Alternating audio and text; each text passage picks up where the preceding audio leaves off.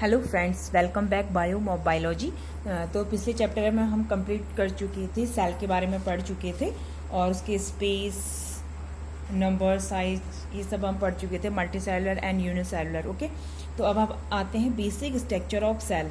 तो basic structure में क्या है हमारा, the important basic part of the cells are cell membrane. Cell membrane का ही दूसरा नाम हमारा क्या है, plasma membrane. Okay, cytoplasm, nucleus और माइटोकॉन्ड्रिया पढ़ेंगे हम। और the parts which are present only in plant cells are, तो प्लांट सेल्स में ओनली क्या होता है हमारा, सेल वॉल होता है, क्लोरोप्लास्ट होता है और लार्ज वैक्यूल्स होते हैं। ओके, तो we will now describe the all parts of cells. Okay, तो फ्रेंड्स, सेल मेम्ब्रेन और प्लाज्मा मेम्ब्रेन। तो सेल मेम्ब्रेन क्या होता है, किसी भी सेल का सबसे आउटर मोस्ट जो लेयर होता है उसे क्या कहते हैं हम, सेल मेम्ब्रेन कहते हैं या प्लाज्मा मेम्ब्रेन कहते हैं। तो every cell covered by a thin sheet in skin which is called membrane या plasma membrane. The cell membrane protect the cell, also gives shapes to the cell. The cell membrane has tiny pores. जो cells होते हैं हमारे उसमें क्या होते हैं, the cell membrane control the movement of substance into the cells and out of the cells. The dissolved substance such as food, glucose, oxygen can enter into the cells. जो into the cells होते हैं उससे क्या होता है, glucose और जो food होता है, ऑक्सीजन, वो अंदर आता है। और एग्जिट द सेल से क्या होता है कि carbon dioxide can go out of the form cell membrane through the pores. जो छोटे छोटे पोर्स होते हैं उससे क्या होता है, कार्बन डाइऑक्साइड क्या होता है हमारा, बाहर हो जाता है। सेकेंड आता है हमारा cell wall. The plant cell have a thick cell wall. तो जो प्लांट सेल में ही होती है ना सेल वॉल हमारी, तो क्या होती है वो थिक होती है। Around them the cell wall is made from a through material. जो सेल वॉल होती है वो किसकी बनी होती है, सेलुलोज की बनी होती है। ठीक है, ये कॉम्पिटेटिव एग्जाम के लिए आपका बहुत इंपॉर्टेंट है। The cell wall gives shapes and support to the plant cell. जो प्लांट सेल को होता है उसका वर्क क्या होता है कि उसको शेप देना और सपोर्ट देना। Okay, cell wall also hold the plant cell together, gives plants most of their strength. Plant need protection against high wind speed, variation temperature and atmosphere moisture, etc. Since plants are fixed as the place so they cannot move to protect thinly from the various change in their surrounds. The through cell wall present in plant cell provide protection to plant. Okay, तो cell wall का work क्या होता है कि पूरी तरह से उसे प्रोटेक्ट करना और जैसे विंड से बचाना, मॉइस्चर से बचाना। ओके, तो क्या है, cell wall is not there in animals. Cell wall animals में नहीं होती है। ओके, सेल वॉल क्या होती है हमारी, एनिमल्स में नहीं होती है। The cell wall is non living parts of the plant. और सेल वॉल हमारी कहाँ होती है, प्लांट्स में होती है, लेकिन प्लांट्स में भी कहाँ होती है, नॉन लिविंग पार्ट्स होता है उस सेल का। उसके बाद क्या आता है हमारा nucleus. Okay, nucleus is the large spherical organelles present in the cell. सबसे लार्ज होता है, सबसे बड़ा होता है ओके सेल में। न्यूक्लियस करता है control all the activities of cell. जो न्यूक्लियस होता है वो सारी एक्टिविटीज को क्या करता है, कंट्रोल करता है। जैसे कि आप एग्जांपल के तौर पर ले सकते हैं कि जो स्कूल में प्रिंसिपल होते हैं वो टीचर्स और आपकी एक्टिविटीज को कंट्रोल करते हैं, उसी तरीके से न्यूक्लियस भी क्या होता है कि सारी एक्टिविटीज को क्या करता है, कंट्रोल करता है। In animal cells nucleus line, जो एनिमल सेल में न्यूक्लियस होता है वो हमारा कहाँ होता है, सेंटर में होता है। Whereas plant cell is nucleus may be only periphery, और वो पेरीफेरी में मतलब एंड्स पे नियरेस्ट में पड़ा रहता है सेल के। Nucleus is the largest organelle cells. Okay, nucleus is a स्पेरेटेड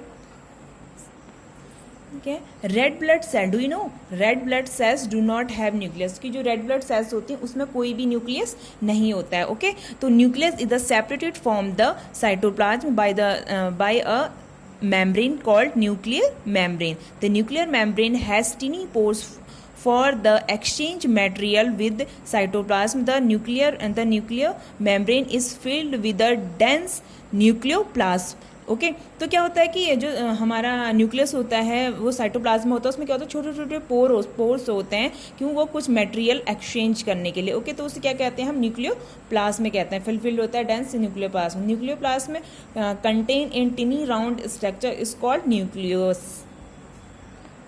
जो हमारा न्यूक्लियोप्लाज्म होता है वो चेंज होकर क्या हो जाता है, न्यूक्लियस, और इस कंटेन थर्ड लाइट स्ट्रक्चर बन जाता है। और ये बाद में ड्यूरिंग सेल डिवीजन के बाद क्या होता है, ये क्रोमोसोम बन जाते हैं। ओके, क्या बन जाते हैं, chromosome contains genes. The function of chromosome the transfer the characteristic from the parents to the, ठीक है। तो जीन्स क्या होते हैं कि हमारी बॉडी में हमारे पेरेंट्स में जो जीन्स होंगे वही जीन्स क्या होते हैं हमारे उसमें आते हैं।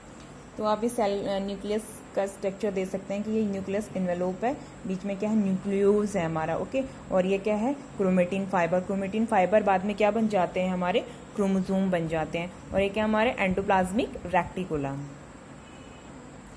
ओके। तो क्या हमारा साइटोप्लाज्म, ओके। तो cytoplasm is a transparent jelly like material which fill the cell between nucleus and cell membrane. तो ये क्या होता है, एक ट्रांसपेरेंट जेली लाइक स्ट्रक्चर होता है, ओके, साइटोप्लाज्म। और क्या है, the cytoplasm of cell has many tiny structure in is called organelles, organelles कहते हैं। The most organelles in the cytoplasm is called nucleus. It additional nucleus cytoplasm of all cell contains other organelles such as, जैसे mitochondria, Golgi bodies, ribosome etcetera, okay. The cytoplasm of plant cells also contain, क्या करता है, chloroplast, okay. The cytoplasm and nucleus, जो cytoplasm और nucleus होते हैं taken together make up अ protoplasm. तो cytoplasm और न्यूक्लियस मिलकर क्या बनाते हैं, प्रोटोप्लाज्म बनाते हैं, okay.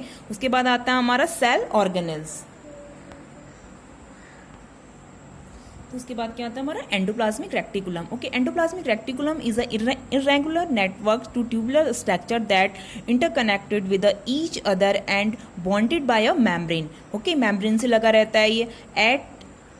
At one end, endoplasmic reticulum is connected to the outer membrane of a nucleus and the other end to the plasma membrane, depending on the absence or presence ribosome of the surface and endoplasmic reticulum। क्या होता है, अगर absence रहते हैं, depending मतलब endoplasmic reticulum में अगर ribosome हमारे अब्सेंट रहेंगे तो वो क्या होगा, स्मूथ एंडोप्लाज्मिक रेक्टिकुलम होगा। अगर राइबोसोम प्रेजेंट होगा तो वो क्या होता है हमारा रफ एंडोप्लाज्मिक रेक्टिकुलम होता है, ओके। तो यहाँ पर लिखा भी है आपका, they can be smooth endoplasmic reticulum. तो क्या है हमारा reticulum, those without ribosome on surface और रफ एंडोप्लाज्मिक रेटिकुलम। अगर क्या होता है हमारा राइबोसोम अगर हमारा एब्सेंट होता है तो उसे क्या कहते हैं हम, स्मूथ एंडोप्लाज्मिक रेक्टिकुलम कहते हैं, okay. Rough endoplasmic reticulum those with ribosome on the surface, की उसकी सरफेस पर राइबोसोम प्रेजेंट है। Endoplasmic reticulum serves pathway for the distribution of material without cells and between two cells, is also provide internal support of the cells. तो इसका work क्या होता है कि वो प्रोवाइड करता है इंटरनल सपोर्ट, किसको, सेल को। आप यहाँ पर इस स्ट्रक्चर भी देख सकते हैं। देखिए क्या है कि smooth endoplasmic reticulum, smooth endoplasmic reticulum मतलब क्या है, इसमें राइबोसोम नहीं है। रफ एंडोप्लाज्मिक रेक्टिकुलम मतलब इसमें राइबोसोम क्या है, प्रेजेंट है, ओके। ये न्यूक्लियस है, ये क्या है, छोटे छोटे छोटे राइबोसोम है, इन्हें क्या कहते हैं हम, रफ एंडोप्लाज्मिक रेक्टिकुलम में राइबोसोम प्रेजेंट होते हैं और स्मूथ एंडोप्लाज्मिक रेक्टिकुलम में हमारे राइबोसोम प्रेजेंट नहीं होते हैं।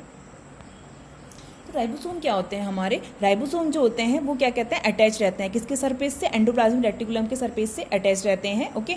They help in the synthesis of protein, और प्रोटीन को सिंथेसिस करने में क्या करते हैं, ये हेल्प करते हैं। जो राइबोसोम होते हैं वो प्रोटीन के सिंथेसिस में हेल्प करते हैं।